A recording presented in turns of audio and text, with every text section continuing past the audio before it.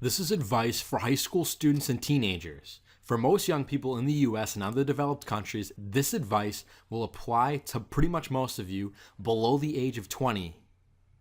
This is financial advice, not general life advice. So only you know what will make you happy or unhappy, whether you'll profit from taking a trip or watching your investments grow.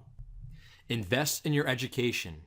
If you're in high school or a recent high school graduate, you should be planning on attending college or earning a vocational certification of some kind.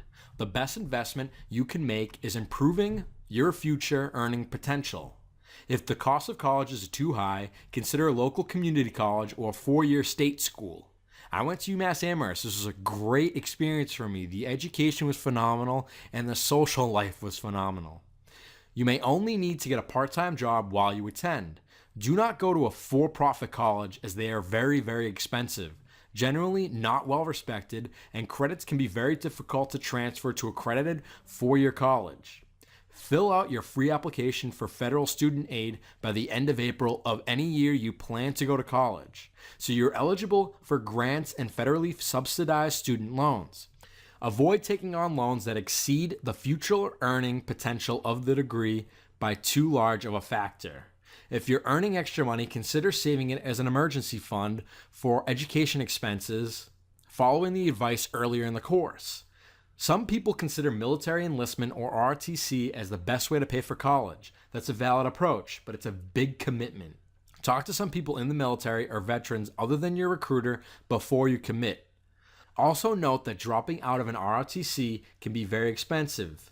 So you should probably not enter ROTC if you have any potential medical or mental health issues. Have a plan for your education. You ideally wouldn't go out and buy a car without doing a bit of research on existing owners of that make and model. Why would you get into a 5 or even 6 figures of debt without doing a similar amount of research? If you're on the fence about going to college or having a chosen major, it makes sense to find someone who has gone through your prospective degree program. Take them out to lunch and get feedback on how their path has treated them. Did the degree path make any sense for them? If they could do it all over again, would they? What advice would you have to someone before considering following in their shoes? Once you've done this, don't just cherry pick someone who's become a breakout success. Try to talk to someone in the middle of a pack, or even folks who went through the program and failed.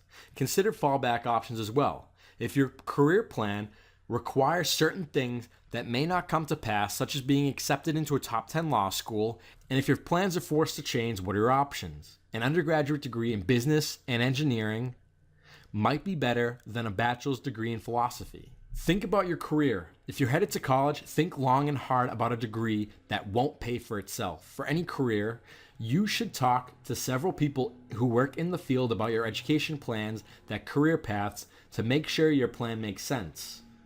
College is often when young adults start building credit via student loans and credit cards, but it's also a lot of people start with a long relationship with expensive debt. It's fine to open up a credit card if you're not a natural spender, but if you always pay off your credit each month and you're responsible with it, but if any of those are in doubt, just skip buying a credit card. You can always build credit later when you have a steady income and more experience handling money. In my experience, I didn't have any experience handling money. So when I was younger, I built up some debt, but now when I did have a steady income and more experience handling money, I paid off those credit card balances.